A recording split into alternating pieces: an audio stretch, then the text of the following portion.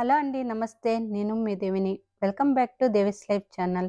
ఈరోజు ఈ వీడియోలో గుమగుమలాడే సాంబార్ చూపించబోతున్నానండి. ఈ సాంబార్ రెసిపీ ఏ విధంగా చేయాలో చూసేయండి. ఈ సాంబార్ రెసిపీకి నేను ఈరోజు చూపించబోయే సాంబార్లో మెయిన్గా చిలకడ దుంప ఉపయోగిస్తున్నానండి. ఈ చిలకడ దుంపతో చేసుకునే సాంబార్ రెసిపీకి కావలసిన పదార్థాలు చూసేయండి. మెయిన్గా మన చిలకడ దుంపను పీల్ చేసుకోవాలండి. అదేవిధంగా ములక్కాడ తీసుకున్నానండి, ముక్కలు కట్ చేసుకున్నాను. ఒక క్యారెట్, 4 పచ్చిమిర్చి, ఒక ఉల్లిపాయ, 2 టమాటాలు, ఒక వంకాయ, ఒక సొరకాయ పీల్ చేసి పెట్టుకున్నా అండి. వీటన్నిటిని మనం ముక్కలు కట్ చేసుకుని ముందుగా రెడీ చేసుకోవాలి. ఒక గిన్నెలో 1 కప్పు కందిపప్పు తీసుకుని 1 గంట సేపు నానబెట్టుకున్నా అండి. అదేవిధంగా 2 స్పూన్ల శనగపప్పు కూడా తీసుకుని, ఒక నిమ్మకాయ సైజు అంతా చింతపండుని కూడా తీసుకుని ఒక గిన్నెలో పెట్టుకుని, ముందుగా కుక్కర్లో గంట సేపు నానబెట్టుకున్న 1 కప్పు కందిపప్పు, ఇంకా గంట సేపు నానబెట్టుకున్న 2 స్పూన్ల శనగపప్పు, ఒక పావు టీ స్పూను పసుపు వేసి 2 గ్లాసుల నీళ్ళు పోసుకొని మంటను మీడియం ఫ్లేమ్లో పెట్టి 4 విజిల్స్ వచ్చే వరకు ఉడికించుకోవాలి. సాంబార్ కోసము స్టవ్ ఆన్ చేసి 2 స్పూన్ల నూనె వేసి వేడెక్కిన తర్వాత ఇందులో ముందుగా కట్ చేసుకున్న ఉల్లిపాయ ముక్కలు, ఇవి కొద్ది పెద్దగా కట్ చేసుకోవాలండి.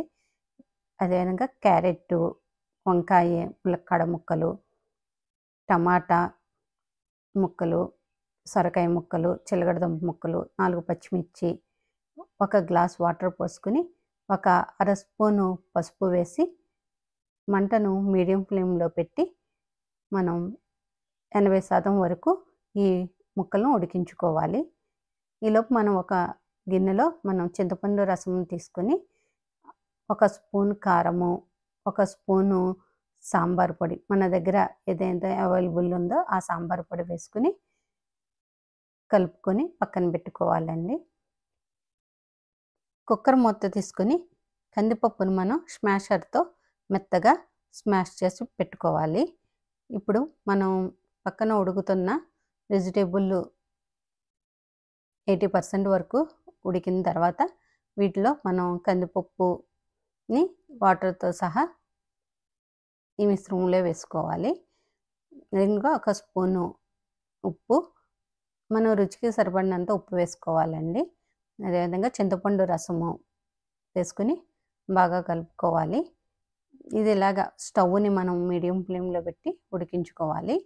1 స్పూను బెల్లం, కరివేపాకు, కొత్తిమీర వేసుకుని మనం సాంబార్ని ఒక 10 నిమిషాలు మీడియం ఫ్లేమ్లో పెట్టుకుని ఉడికించుకోవాలండి. ఇంతేనండి, మనకి టేస్టీ సాంబార్ రెడీ అవుతుంది. చిలకడ దుంపతో చేసాం కాబట్టి పిల్లలు చాలా ఇష్టంగా తింటారండి ఈ సాంబారు.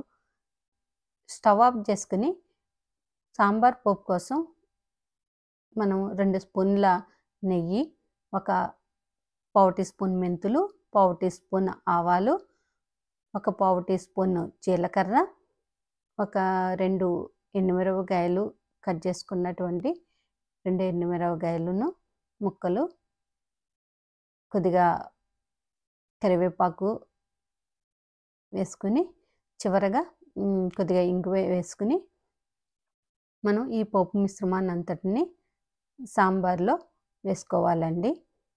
ఇంతేనండి, టేస్టీ సాంబార్ రెడీ అయ్యింది. ఈ వీడియో మీకు నచ్చినట్టయితే please like and subscribe my channel. Thanks for watching.